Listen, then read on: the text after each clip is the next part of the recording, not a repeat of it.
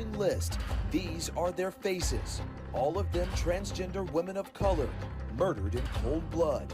And it's an epidemic across the country. In 2018, the Human Rights Campaign tracked 26 trans killings, the most ever recorded in a single year. In 2019, another 26 trans people were killed. According to the HRC, this year alone, at least 16 transgender people have been violently killed. The majority of those victims, trans women of color. What's your response to that? What do you feel? What do you think? Angry, because most of these murders are happening to people under age 30. Now Joyce Williams wants you to say her daughter's name, Tracy Williams, and there are so many others. If we are concerned about these transgenders dying by the numbers, the police have to be as well. And good evening, and thank you so much for being with us here tonight. I'm Chauncy Glover. Welcome to Say Her Name, a special town hall highlighting the epidemic of fatal violence against Black transgender women and transgender women of color. I did a special report last November on this shortly after Tracy Williams was killed here in Houston, and found that here in the past 5 years, more transgender people have been killed here in Texas than in any other state. But it's happening all across the country more and more. So tonight, we're taking an in-depth look as to what's fueling this violence, and have a great panel joining with me tonight, and this is going to be good. And at this time, I want to introduce my panel. We're going to start with Dominique Jackson, a lecturer on FX Network's Pose, also Angelica Ross, Candy on FX Network's Pose, and Hailie Sahar, she plays Lulu on Pose on Fox. We also have Elia Chino. She's the founder and executive of FLAS. Reverend Treash, senior pastor of Resurrection Metropolitan Community Church, and also joining us tonight from HPD, Assistant Chief Sheryl Victorian. Thank you all so much for being here with us tonight. All right, so I was talking to the ladies of Pose earlier, and telling them that I had a chance here in the past week and a half to binge watch the entire show. And towards the end of this last season, a lecturer, Dominique, you said something, a quote that stuck with me, and this is where I want to start tonight. You said, quote, "They don't kill us because they hate us. They kill us because they hate what it means to love us." So I want to open up with this question, and we'll start with you, Dominique. What do you think is spurring the violence against transgender women? Well, hello to all. Thanks for having me. This violence comes from not only a lack of education, but a lack of self-love. People are not understanding that our lives matter. They're not understanding that they have to educate and provide space and environment where young men, especially young men of color, can understand that the existence of the trans community is here to stay, and we are also a part of the Black community. Got you. All right. Angelica? I'm just going to say white supremacy. Just to keep it short and simple. But just to say, the reason why I say that and to break it and to connect it all together is because what's happening is Black men have had their masculinity under attack by white supremacy since we got here. And there have been so many ways that we have been trying to get free and trying to access, privileges and a better life and what have you. And so, I see so many Black men who are basically puffing up their chests and sort of defending their masculinity to the cis Black women in our community, to folks outside of our community, to prove that they are still men, because society says if you're interested in trans women, you're not a man, you're not a straight man. And that's a misconception that we need to sort of start to break down. It is that reason. It is that very reason. It is the reason why some cis Black women as well participate in sort of grooming their men to be toxic in ways to prove to them that you're a real man, so you want to be with a real woman. And they also have to sort of come to terms with ways in which they participated in creating this very violent and toxic environment. All right, thanks. Hailie, what do you think is spurring this violence? Hi, everyone. I'm going to agree with my cast members, Angelica and Dominique, and I'm going to add something very simple to that. I think that the depiction of people of trans experience throughout history via their media has always been an easy target. We've always been depicted as inhumane or something that you are not obligated to respect. So I think that first we need to address the fact that we are not seen as human beings. Therefore, we're not seen as something that actually matters, and also including what my cast member said. Got you. And we had viewers to send us questions here on this topic and be able to ask what they were thinking. We have one question from Christian. He's from Montrose. He asks and says, unfortunately, sex work is common due to the lack of employment opportunities for trans women of color.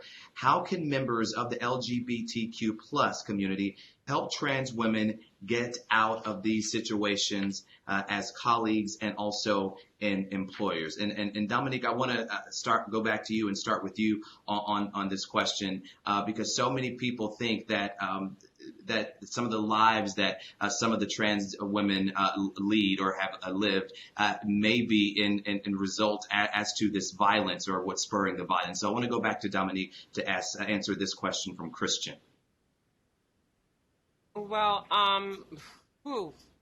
first I have to say that,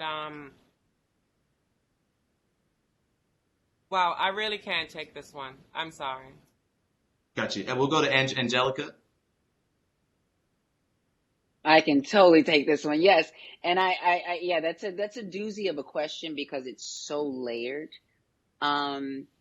It's layered by the fact that, we may not need to get these women out of this situation because it's less about, being heroes and saving trans women and more about empowering them in their situations and giving them more autonomy and decision-making over their lives.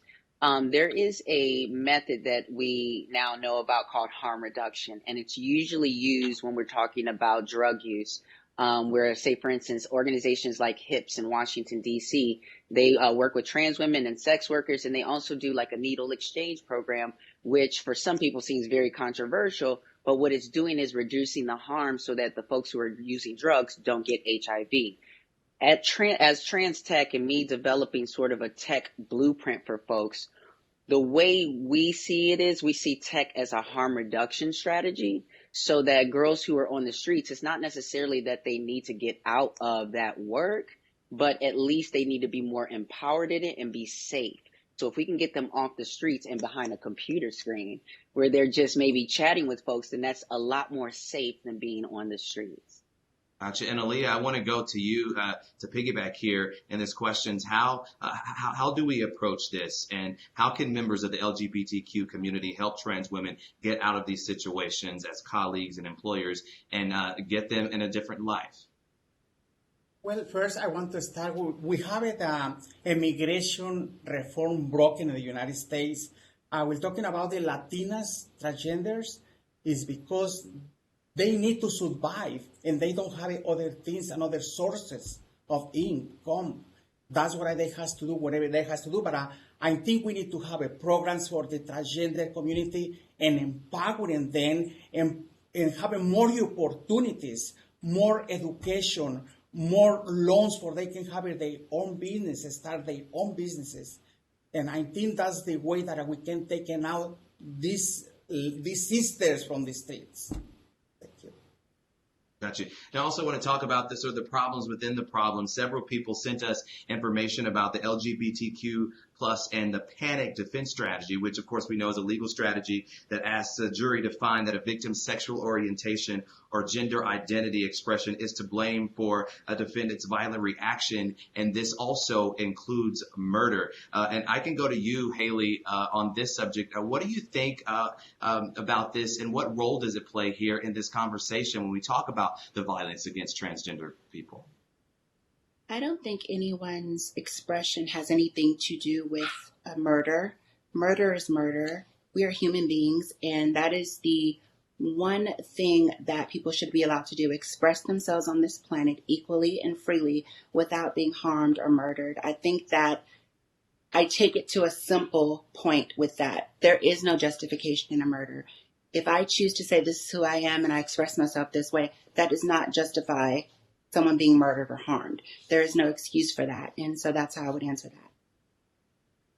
All right, thank you. I want to go to the next question and talk about misgendering. How is misgendering affecting the safety of transgender women of color? And Angelica, I'll start with you on this, and then we're going to bring HPD in to talk about this section as well. Angelica.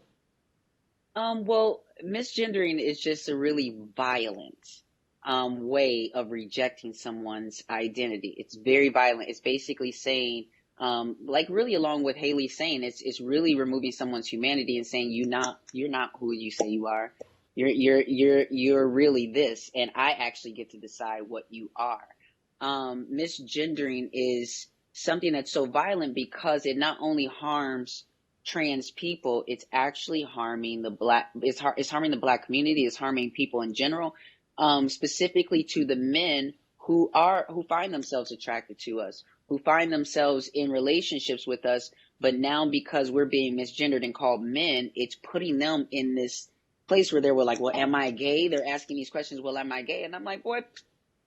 It's like, no, and I having to explain this, that you're not gay because you are attracted to a woman. When you saw me walking down the street, you saw a woman first before you knew anything about my medical history. And so we have to get down to that first, is that it is violent in order, when you misgender someone, it's very, very violent in life and in death. Gotcha. And so misgendering, of course, is a topic that isn't new for us here in Houston. Back in 2018, the Houston Police Department committed to more training for officers in protecting the transgender community following the murder of Brandy Sills, who herself was misgendered after she was found shot to death. In one of the most recent cases, Tracy Williams, her body sat in the morgue for 10 days before HPD reached out to the LGBT community. This question is for you, Chief Victorian. How can we first, keep this from happening again? And can you talk about the advancements HPD has made when it comes to police serving the LGBTQ community? Absolutely. And thank you for having me tonight. The death of Brandy Sills was certainly a wake-up call for the Houston Police Department, and our response further damaged our relationship between law enforcement and the transgender community. But since then, we've worked with our transgender community to develop policies that would have a positive impact on improving our relationships with our transgender community and our own transgender team members. We've also instituted a 4-hour mandatory in-service training class during our 2019 training cycle. So each and every one of our 5,300 officers were trained on respectful interactions with our transgender community. We also have a department LGBT liaison program, which has been in existence for 9 years. But since then, we have placed an emphasis on building up that liaison program and using our liaison to help identify gaps in our communications and contacts with our LGBT community, and also assist with the investigative process. We also have an HPD LGBT community group, and our group is called LEAP, and it's Law Enforcement Alliance of Pride.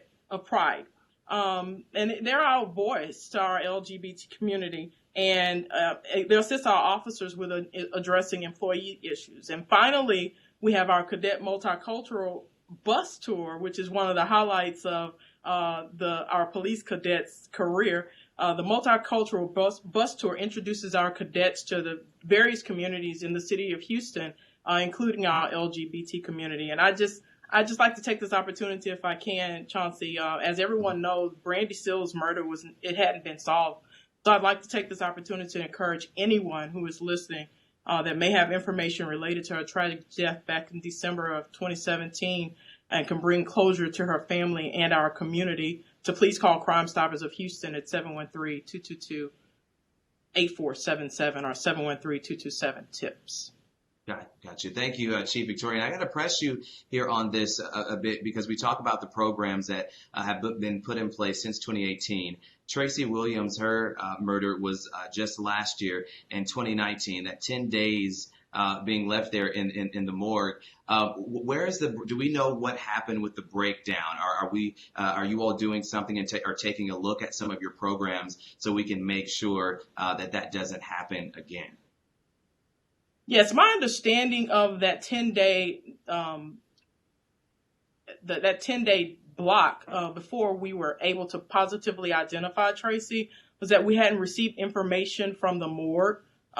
So yes, we're doing our best each and every day to improve our policies and our contacts to make sure that we're identifying all victims of crime. Got you. And also, Chief, so many people look at this issue of misgendering and our police departments, and they feel, well, more than likely these murder numbers are higher because of this misgendering.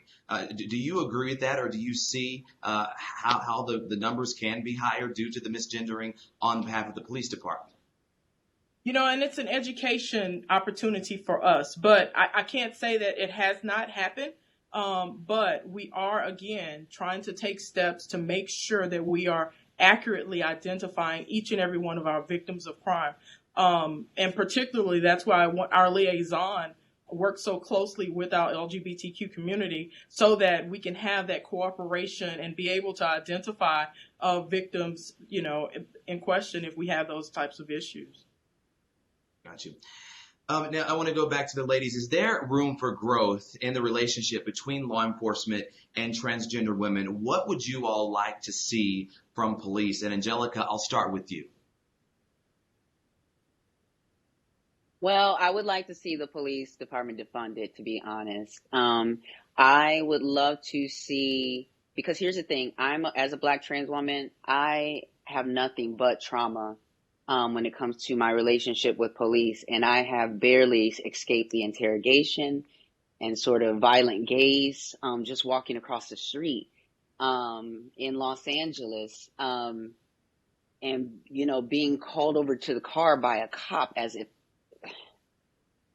and there's so much going on because we want to talk about education, but we have to point out the fact that there's so much knowledge that's already there because many of the cops are the girls' clients. And so they already know they exist. They know where to find them, just like you've seen in like any movies or Hustlers or whatever. The cops know about the prostitutes. They know about all of the things. So, you know, when you tell our community or talk to us about training and all these things, we're just like, my goodness. You know, I mean, and when I just heard about a program you have for like 9 years or what have you, I'm just like, I'm like, wow, you know, just in the sense, I mean, that's also great, but also the fact that this is happening when there are programs in place, it reduces my faith in the system.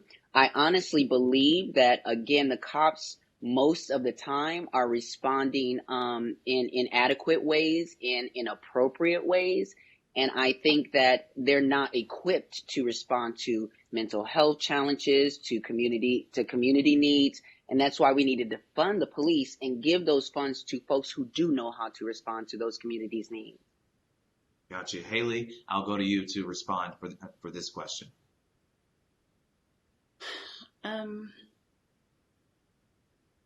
Okay. I will say this, and this is a very touchy topic for me. I will say I think that there is room for growth, but I think that both parties have to be willing to grow. I know that my trans brothers and sisters have nothing but trauma in the things that we've been through. So on our end, of course, none of us want to be killed or harmed. We all want to have equal rights. But on the other end, the other party has to be willing to grow as well. I myself have never publicly said this, but this is the time, and I'm going to say it. There was a point in my life when I was underage. I transitioned as a teenager, medically and socially. And there was a time in my life where I was sexually molested by a police officer. And to have this conversation and ask if there's room to grow, of course there's room for us to grow. We just want to be loved and accepted. But the other people, the other party has to be on the same accord, and they're not. And so I'm always going to look at the brighter side and say, yes, we have room to grow and come together. But if you're not on the same accord with me, it's not going to happen. No matter what you say publicly, your actions show differently. So I think that that's more of the question. Hailie, sorry you went through that, and thank you for sharing that with us. And Dominique, I want to go with to you. What's been your experience with police, and what would you like to see from police when it comes to programs and policing the LGBTQ plus community? Well, first off, I actually support both of my sisters, and for your stories, thank you both, Angelica and Hailie. And yes, the police for a very long time, especially in my life, were not people that I looked to for help. Because in instances of looking to them for help, you were shamed, you were misgendered, or they would come to your aid. And in my instance, they came to my aid. And when they saw my ID at the time and realized that, you know, I was living in my truth, but the way they saw it was not that way, they dismissed the case, and the violence that I was going through continued. So therefore, I did not feel protected whatsoever. However, I do believe that this is a thing of people feeling that they can abuse their power. And when we speak of defunding the police, when we speak of working together, right, I stand in a position of where people need to understand that they need to respect other people's power, respect other people's space. Understand that when you are serving the community, you have to serve the community and not just your own beliefs, not just the things that you factor in that make you think that other people are human, but understanding that you are serving communities that vary from the beliefs that were embedded in you. So you have to be able to step outside of that. So until we can do things like that, then we're not going to have people that are able to protect us properly and make us feel safe. Right, amen, Dominique. Amen. And I want to go to, speaking of amen, Angelica, I want to go to Reverend Troy Treash. He's a senior pastor of Resurrection Metropolitan Community Church. And I want you to talk about the importance of this relationship with police and how do we mend it, Reverend? Mending the relationship with the police.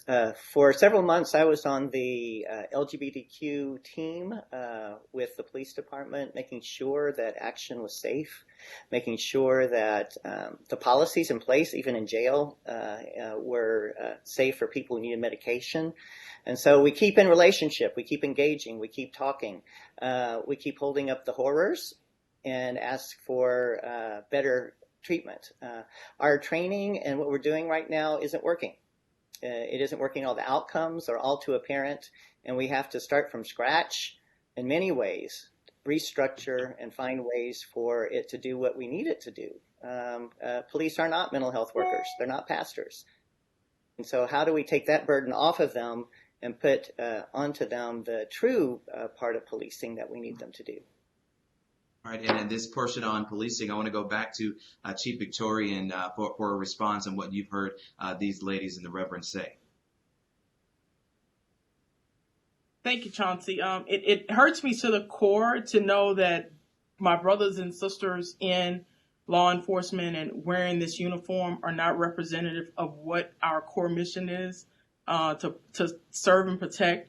But I can tell you the Houston Police Department we're doing our best to make the strides that we need to make in order to mend the relationships between all of our communities, but particularly our transgender community, better understanding, better education, cooperative relationships. And, you know, it's really hurtful that these incidents have happened to ladies that I'm sitting here looking at their faces.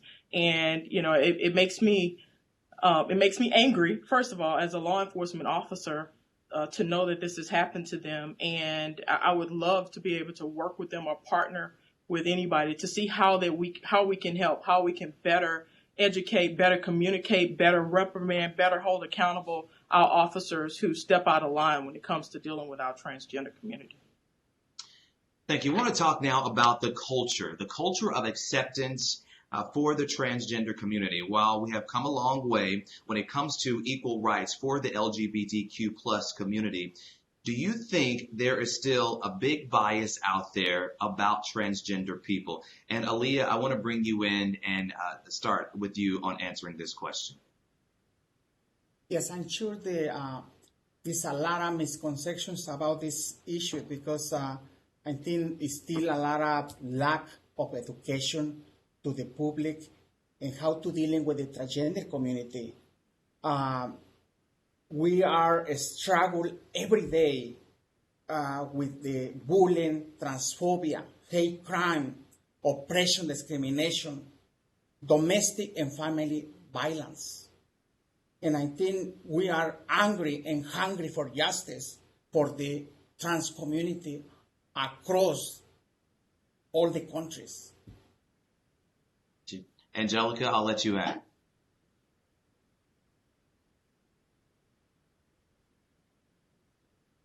I'm sorry, can you rephrase the question? I was just listening to my sister here. Sure. No.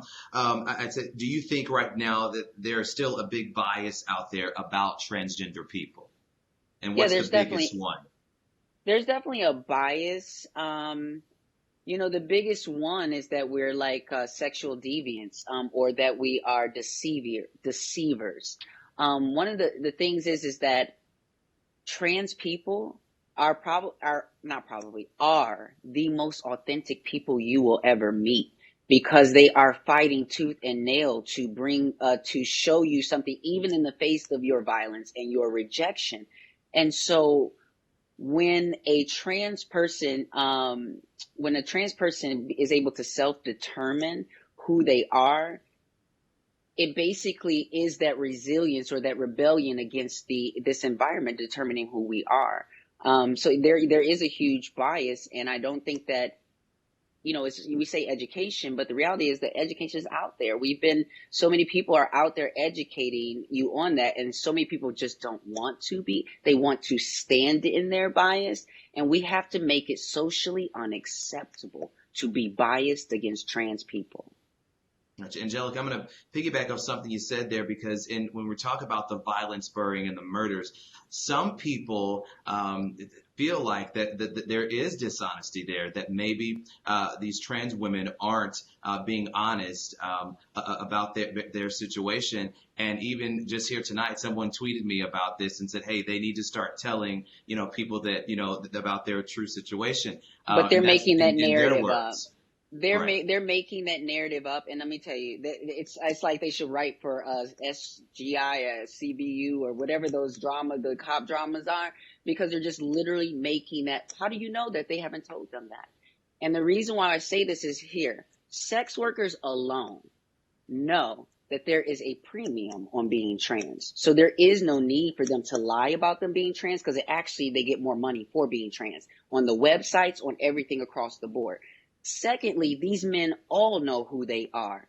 What happens is that when there are other people who, again, are rejecting that trans women are women, and then they see this man with that, all of a sudden he's now got to puff up his chest and show you that I am a real man, and oh my God, that's so let me beat this or kill this or get rid of the evidence so that no one ever knows that we were associated. But trust and believe, number one, girls are telling the truth. They are disclosing with their partners. Secondly, even if they weren't, disclosure is mine to decide when, where, and with whom to disclose. Many times men feel like they own women as property, that they do so much, stick their tongue down your throat basically before even asking you a question, giving me a chance to disclose, to even find out if you are safe enough for me to disclose this information. So what we need to do is worry about creating an environment where it's safe for trans people to disclose who they are. Because I tell you one thing, there are many times, as someone who experiences cis-assuming privilege, what that means is that people assume that I am not trans and I'm cis when I'm walking through spaces. I have only now gotten to be so bold that I can claim my transness everywhere I go. But the fact that I was cis-assuming, I'm not disclosing that in this environment while I'm going into this hood to go get my juice and my gas from the corner store. I'm going to go in, hey, babe, how you doing? Go back to over here. I'm not disclosing that because it's not safe here. So that's what we have to get around, is creating a world that is safe for trans people to disclose and to live. Hailie, Sahar, I want you to get in on this. What do you think about are the biggest biases out there when it comes to transgender people and things that you have faced? So one of the things that I like to do, as I stated earlier, is I like to bring it to a very simplistic form. I think that it goes back to the depictions that we've seen through media, through conversation, where people don't feel that they have to respect anyone that is of trans experience. I completely 100% agree with my sister Angelica and my other sisters as well. Until we get to a space where we are able to see that you are a human being, just like I am. Just like when you were a little child, you had a coloring book that you played with. Well, I did too. I bleed the same way you do. I have the same dreams that you do. I want to be loved just like you. Until we are able to connect these simple dots of being a human being, I don't think that we'll get any further. That first has to be addressed. And I think that the more that the images or misconceptions are perpetuated through media, through conversation, as the butt of the joke, as the, oh, that's a man, or oh, that's a woman, in the misgendering, we are going to continuously see people as something other than a human being. And I think that the most simplest thing to do is to ask yourself, how are you showing up in spaces when it comes to this subject matter? Are you an ally, or are you a hindrance on what's already being perpetuated? And other than that, I agree with everything my sisters said. And you talked about the depiction on TV and having this conversation. I want to go back to your show. Set in the 1980s, Pose on FX places a big spotlight on the legends, the icons, and the ferocious house mothers of New York's underground ball culture. The drama also sheds light on discrimination and violence against the LGBT community, a lot of the stuff that we've been talking about tonight, especially the violence against transgender women of color. Pose made a television history for featuring the largest transgender cast ever for a scripted series. So, and I want to start with you, Angelica. Do you think your role on Pose has given you an opportunity to spark that change in real life and in today's society when it comes to the depiction and the acceptance of transgender people? The role of Candy absolutely was a part, I absolutely believe, a part of my spiritual purpose. I believe that I actually spoke with one of my Buddhist friends before I even got the role, and she told me that I'm going to have this purpose with this show. My DMs are filled with people talking about how they've reconnected with their family, how they've healed with their mothers, how it's changed their lives, but then how it's changed my life. I spoke about this before, and I think I want to even just clarify here when I say that Ryan Murphy has recognized and affirmed me as an actor. Not a trans woman, not anything else, but just I'm an actor. And I actually get to do what I do well and what I enjoy.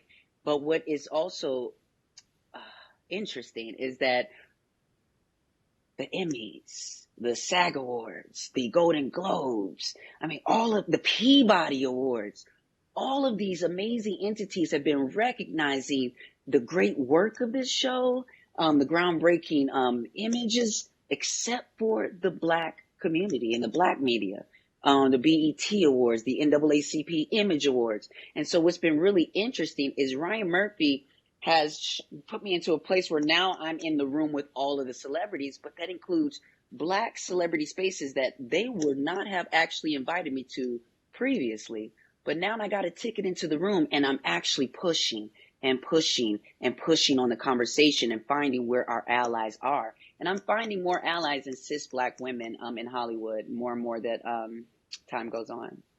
And Angelica, you brought that up about, the Black community. Do you think there's still that stigma there when it comes to the Black community and when it comes to being gay or being LGBTQ and also being transgender? Do you think more needs to happen in the Black community? Because in doing this, I did so much research about a lot of, even in the show, about a lot of young Black teenagers who are shunned away from their families or kicked out of their homes. Is that where you're speaking to? That is partially what I'm speaking to, but it's also speaking to the fact that if you even look at like BET networks, a lot of times it is centered in a Christian sort of ideology. Sunday's best and all the things that come along with that. And so that is really where a lot of the problem, I still go back to white supremacy. Because I know that when my father sat me down as a young Black boy, he told me that I already had a couple strikes against me in this world for being Black and for being a Black male, and that I had to work 3 times, 4 times as hard as someone white in order to get ahead in this world. when I came out as gay. And then when I came out as trans, it was like wham, wham. And they were like, wait a minute, why would you, because they're thinking that this is a lifestyle choice, why would you choose to add one more layer of oppression? Right, I know, that's a question. Why would I choose that? It's because I didn't. This is not a choice. This is who I am. And what they're really worried about is I'm worried that you're already Black in this world. There's already a target on your back. You're making it now twice as a reality that you are going to be a statistic. So what's coming from Black families is more fear. But what I've learned, again, from people like Marianne Williamson, who talks about, A Course in Miracles, and a miracle being the transition from fear to love. That's what has to happen in Black families, is that we are put in a state, we're all put in a state of fear, in perpetual fear throughout our entire existence. We, as Black communities and families, need a huge shift from fear to love, so that we're loving all of our Blackness, however it shows up. I want to go to the Reverend. She talked about Christianity and talked about the church. Reverend, what do you think the church's role is here in this conversation when it comes to the LGBTQ community? The church has a large role to confess the harm that they've done, for one thing, and to look back at the core of the Gospels and the first early church movement, which included everyone. They kept breaking down barriers, break down another barrier. Samaritans are included. The Ethiopian eunuch is included. Then the Gentiles. So our history that is in the Scripture is one of dropping all of these codes that people thought kept you pure, and instead talking about relationships, knowing people, and because you know people, undoing all of the bad laws, undoing all of the bad codes that keep people apart. And so I believe that the church can have a big part to play in this. When we say the main rule is love God and love neighbor, and now in Pride Month we say love wins. If we can get the church back to loving God and loving neighbor, then love will win, and this will be healed. It will be a miracle. I want to talk to Dominique about your role on Pose and the opportunity it's given you to spark real change when it comes to the transgender community and the issues that you all face. Well, my role on Pose, for one, is a role that, for me as a trans woman, I'm also layered. I'm not only just a trans woman, I'm a Black trans woman. I'm also a Black trans woman of Caribbean descent, grew up in the Caribbean. And so landing a role on Pose for me was not only empowering, uplifting, validating, and showed me that I had been acknowledged, but it showed me that I had the fight in me to continue, to grow, to be the person that I wanted to be, despite all the adversity that I had to face. And I will tell you, a part of that adversity was to have to be in that sex work realm. And in that sex work realm, we have to understand as people that we cannot sit in judgment, because we never know how a person got to be to where they are. So for me, it was not for me to be there. But for community, we have to understand that people have to be where they are, and we have to meet them where they are. And Pose allowed me to see that the difference in all of us, and not only because I worked in the community before, but also because I had to realize, I had to see that our foundation, once again, is human. We have to look for the human in people. So when approaching people or when speaking to people now, you don't come from a place of power. You come from a place of upliftment and enlightenment. So my role in Pose has given me the ability to say to my sisters, yes, it's okay to be you. Yes, it's okay to have gone through these trials and these tribulations and still succeed. Yes, it's okay to have hope. Okay? And that's where I'm at with that. Dominique, thank you so much. Of course, we've been seeing all the protests happening across the country, really across the world, when it comes to George Floyd and Rayshard Brooks and Ahmaud Arbery and the situations. And of course, that list continues to grow. And we want to talk about, how does the Black Trans Lives Matter fit into the dialogue of the Black Lives Matter movement, in which we have seen once again take to the forefront here recently. And Hailie, Sahar, we'll start with you. Yes, so going back to something my sister Angelica said, oftentimes a lot of the murders that are happening are due to a lot of times Black men. And so when we say Black Lives Matters and you don't include all Black lives, I believe that that is what it is to say trans Black Lives Matters as well. We can't say that we are all for a movement of all Black lives and then kill our own community. And so this is just a way to reaffirm that we are Black. We are here. We've been here since the beginning of time, and we matter as well. We are all Black. And if we are fighting for equality and love, that's exactly what we need to be doing. There's no simpler way to say that. And so that's what it means to say trans Black Lives Matter. It is an inclusion to a group and a demographic of people who are also the oppressors, oppressing the oppressors. Angelica? And if I may just piggyback on that for a second, because what my sister Hailie said was so powerful. And I just want to express something that I want you all to understand. While we as trans people, as Black trans people, were rallying for George Floyd, for the fact that people were taking to the streets, making donations, Iana Dior was being beaten at a store during this entire thing. So we talk about intersectionality and we talk about how does it fit in. We shouldn't have to ask that question. We are Black people. We don't wear this. We are this. So therefore, there should not be a question. Our lives should matter first before anything else, because we are a part of community. We are part of Black Lives Matter. So it should never be a question or debate about it whatsoever. Amen. Angelica? Yeah, I think that where we fit into the conversation of Black Lives Matter as trans people is that we are really helping to crystallize such a beautiful affirmation that Black Lives Matter. And if we truly mean that, then us as Black people have got to stop focusing solely on what we consider the mainstream identities within our community and start pulling people out of the margins back to the table, back into community spaces. And we need to understand that there was a documentary called Treasure by Dream Hampton, and it followed a trans woman named Treasure who basically, due to her engagement with the police, ended up being murdered. And these are stories that you don't hear about because we're not considered a part of the mainstream narrative.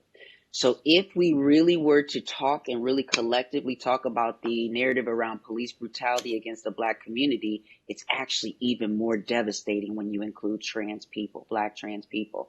So together, I think we need to collect all our bodies, collect all of our siblings, and we need to, for once and for all, proclaim that all Black lives matter.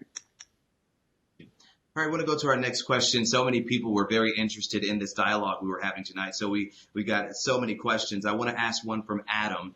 He says, what actions can we take to shed light on the ongoing issue of Black trans women being murdered? I share and I protest, but sometimes it doesn't feel like I'm doing enough. It doesn't feel like it's enough. What more can we do to help our brothers and sisters that are being murdered? And I want to start with Assistant Chief Victorian on this question. Thank you, Chauncy. From a law enforcement perspective, I think that we need to have more conversations about domestic violence, including intimate partner violence and domestic violence. 2015 survey of transgender population, 54% of the respondents said that they reported experiencing interpartner violence. So, as you know, in 2019, we lost 2 transgender women of color here in the city of Houston, Tracy Williams, who was the 16th transgender female murdered in the United States, and then Natalie Marlowe, she was the 20th. And Tracy was killed by her boyfriend on July 30th in 2019, and Natalie was killed just 2 months later by a roommate, which we consider, a domestic violence incident. And it's not just physical violence. It is emotional abuse, it's economic abuse, sexual abuse, and psychological abuse. And just learning the signs of domestic violence and learning how to support and respond can save lives. And I think it's a great question from Adam. We know that domestic violence is underreported in our transgender community, and we need help breaking down those barriers. So please, please take the opportunity to encourage domestic violence survivors to report. 1 out of every 4 women will experience domestic violence in their lifetime. So we're just asking that you please encourage anyone that you know who may be experiencing domestic violence to report. Thank you, Chief. Angelica, I want to go to you with Adam's question. What can people like him do to help out the brothers and sisters that are being transgender people that are being murdered? What do you think they should do? I just think that everybody needs to check their privilege and recognize their privilege. And the reason why is because for so many people, especially white people, privilege is power. And so how do you then recognize whatever privileges you have and turn that power and shift that power to this movement, to trans folks? That power may be your privilege in knowing that you're always going to have a meal. And there's so many trans people who don't know where their next meal is coming from. It could be that safe space. There's so many community centers, LGBT community centers, who sometimes lose sight of their original mission. I know that for instance, in Chicago, for a while, the LGBTQ center there was aligning more with the Whole Foods that was, renting their space. And so when Black trans people are walking through their halls, they're actually pushing them out. They're actually asking them, where do they belong? And not really realizing you're pushing them back into the streets. Got you. All right, now we want to turn to focus on the transgender health issue. According to the National LGBTQ Task Force, 56% of LGBTQ plus individuals have confronted discrimination while seeking medical care. In fact, I found this: 1 in 5 transgender people have been denied health coverage simply because they are trans. I want to start with Aaliyah on this one. Can you talk about these disparities in this community and how do we fix them? I believe that the health system has to be totally changed, the policies in place, because I think the doctors, nurses, they don't treat in the transgender and they don't understand. I think they need to provide cultural competency also. However, I think the health system is not accurate, okay, and they must to be to implement policies, change policies to provide better health services and primary care services for the trans community. Also, I want to address it that is a lot of chronic diseases, disparities in the trans community because the silicone, and sometimes the transgender community, they has to go to the blood market to get those medications, and they put in high risk their health.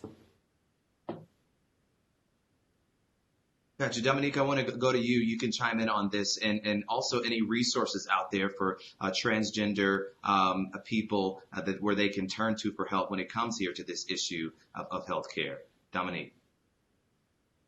Well, for healthcare, I know that that is something that I have faced myself, where you will always have issues, especially with the incompetency of the people that are working as staff members, especially when you're talking about people bringing their beliefs to work before the actual fact of caring for the individual.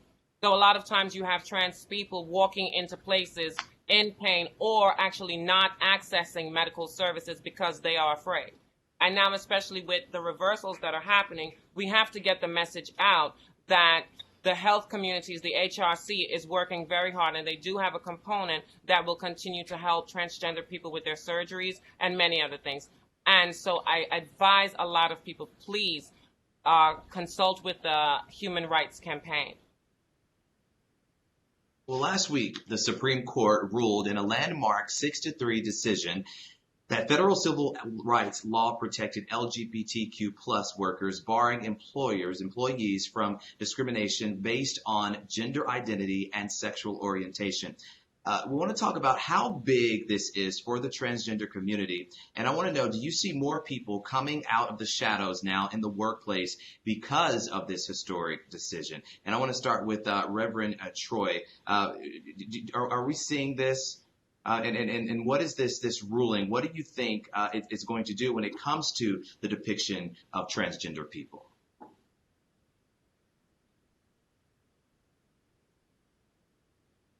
Is the Reverend on? It is historic. I would say it's as big as Pose is for people to see something so large say that their employment matters. So that is huge. But people have to be careful with where they are employed. People have to pay attention because policy has changed or because federal law has changed. Does not mean that your employer has lost their bias. Does not mean the culture in your company is welcoming of transgender or queer people. So I would say we might see some more people coming out, but I want them to be smart about it. I want them to make sure that the support is there within the system that they're going to come out in. And I do believe that we will see, like we did with gay marriage, I think we'll see a backlash from this. Whenever there's a large ruling that moves forward in equality, power doesn't like losing its power, and we're going to see a large backlash. So I think it's huge. And I would not tell everyone, run, come out today. I would say know your employer, know the culture of your company, and be smart, knowing that now you're protected federally, but be smart about how you do that. And Angelica, I saw your facial expression. You have something to say on this as well? I sure do. I mean, it's like this. Hailie, Dominique, myself, and many other girls have never needed a policy to give us permission to basically live our lives or try at the American dream or try to be productive. So that's kind of first and foremost, because here's the situation. I guess, my body has been criminalized since its very existence, since I've been born. And so I know that I, just living and breathing, have been considered illegal. And I know that we put that label on our immigrant brothers and sisters as well, when no person is illegal. But we just created an environment where that's what the policy says. And so for me, as a Black person who has seen these policies change over time, and not only the policies change, but really the change not happen because of a policy, because of the passion in the people. It has to be in the hearts of the people. So I'm really not paying attention. I mean, yeah, yay. Okay, we got the policy, but trust and believe I'm still going about dismantling this whole system. All right, I want to get one more viewer question in before 8. Cadecia, she says, what initiatives would you like to see to better protect Black transgender women and women of color on a local, state, and national level? How can communities be supportive if they are stuck in a rigid culture? We haven't heard from Hailie in a few minutes. Hailie, I want to start with you on this one. What initiative would you like to see put in place to better protect Black transgender women and transgender women of color on a local and state level? I want to answer that by saying the fact that we have to even ask that question is so barbaric. There should be nothing that needs to be put in place for people to simply live and have a chance at life. I think that people have a sense of privilege where they feel that they can discriminate, harm, murder, and people need to check their selves. Of course, I want more laws put into place to protect people, but I will pose the question, the fact that we have to actually put a separate law in for human decency is ridiculously barbaric and so inhumane. And I think that we need to really take a look at ourselves. This is a learning process. Take a look at yourself. I say this in all of my interviews, and I will say this now. One of the things about my grandfather was a pastor. One of the things that he said was, God's message is so simple, but yet so powerful that the dumbest man can understand. And the thing that I say in all of my interviews is, everybody was a child at one point in their lives. And when you were a child, you saw your friends. You saw people that you wanted to play with. You did not see anything that was discriminative. We learned the behavior of hatred. We learn the behavior of privilege. We learn all of these things. It's time to get back to the simplicity of who we are as human beings and remember that that is that same child you used to play with that just grew up. So what gives you the right to discriminate? What gives you the right to harm or murder anyone? So I'm going to pose that question to say, why do we even have to put something into place to protect people? They should just be protected. We are all human beings and nobody is going to be here forever. We all have a time when we're going to be here and then we transition on to wherever we go. Time is short. Life is fragile. And this is ridiculous. It's like we're talking to children. This is ridiculous. Stop hurting people. People have a right to be who they are. Simple as that. Well, as we bring this conversation to a close, we would be remiss if we did not acknowledge that June is Pride Month, of course, and the movement for LGBTQ plus rights started as a protest outside the Stonewall Inn there in New York. The year was 1969, and the leaders of that movement were Marsha P. Johnson, a Black transgender woman, and also Sylvia Rivera, a Latina drag queen and transgender rights activist. Together, they were the trailblazers in this fight for equality. And tonight, some 51 years after that movement began, their legacy continues as millions are still now fighting in this country and around the world. And I want to end here by giving each of the ladies the platform to answer this question. And we'll start with Elia Chino. As a transgender woman, what do you want people to know? I want that we all are human beings and that I think that we all need to be recognize that we are a human being, the humanity. We are brothers and sisters, and we all must treat it with dignity and respect. We need to understand that we share the fight for each other and to be united, that the color or skin should be not determining how we are treated and how we treat others. We all are important, and the more important is our heart. Hailie, what do you want people to know? I want people to know that we are human beings, and at the end of the day, when life has come and gone, the only things that are going to matter are not the things that are tangible in this world. The only things that are going to matter are how you treated people and the love that you've displayed. I want people to know that we all come from love because children are innocent and we were all children at one point. So I want people to know that I am love and you are love and we can get to this, we can get through this together as existing on planet Earth. And it's just simple. I'm a human being and so are my brothers and sisters. Dominique, what's your message to people out there? My message to people is that exactly what Aaliyah said and exactly what Hailie said, but I'm just going to put this on top of it. You have to look within yourself to understand why it is that you find it impossible to allow someone else to live in their truth. What is it about yourself that causes you to want to harm someone because you can't be who you are? And for law enforcement officers, the same question goes. Thank you. Thank you. And Angelica? Yeah, just that trans rights are human rights.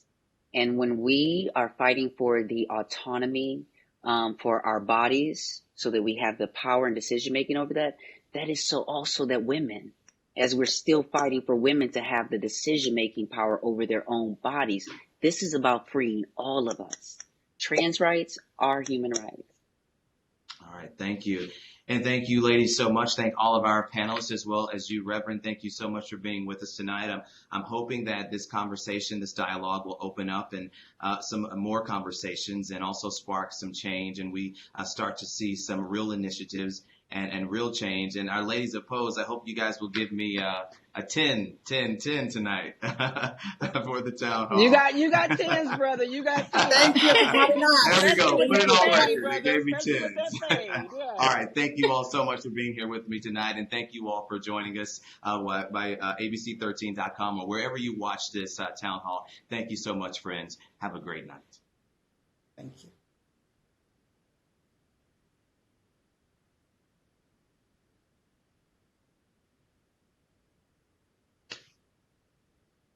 All right.